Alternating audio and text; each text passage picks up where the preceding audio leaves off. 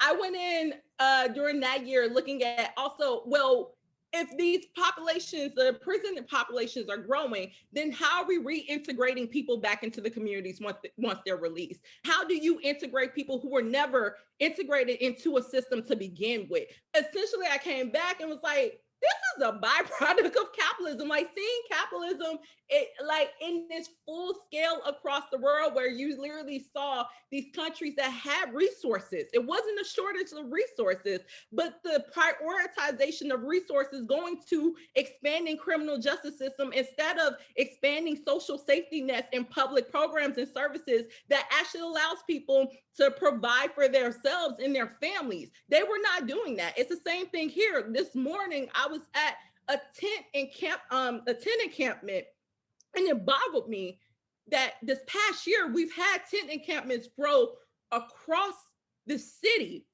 and time again we're hearing that there's not any money for permanent housing for those folks. But we could send out a whole brigade of police officers to violate and harm and damn near kill unsheltered people. And I think of how much money, how much resources is represented in that brigade of police officers who came out this morning that could have went towards making sure those people had the supports that they need.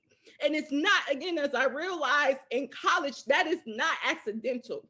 That is the lack of political courage from our political leaders to prioritize people's needs, prioritizing people's dignity and humanity, and making sure our budgets, our resources support that.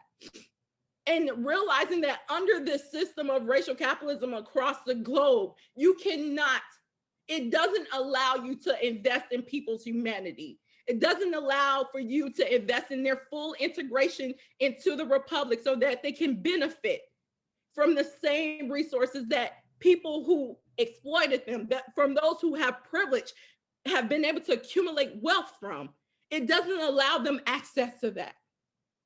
So for me, it brought me back here and seeing this play out again in a liberal place that claimed that it was having low incarceration rates, and seeing that, oh no, we're not. We have some of the longest probationary sentences, people on probation for 30 something years here in this state. Seeing people being sent back and forth into prisons for minor violations, for missing appointment with their PO, having their lives constantly interrupted, and to not see our political leaders do what they need to do to provide the resources in communities that have historically been excluded and divested in. And for me, that is why I'm running. That is at the core of my activism, why I was out on the front lines and continue to be on the front lines with workers advocating for increased wages, for advocating for taking and taxing affluent and the rich folks so that we can have the resources that we need to invest in the public programs that helps our communities thrive. It's why I'm out there on the front line saying we cannot protect the status quo of policing that would rather victimize our unsheltered folks as opposed to providing them the supports that they need.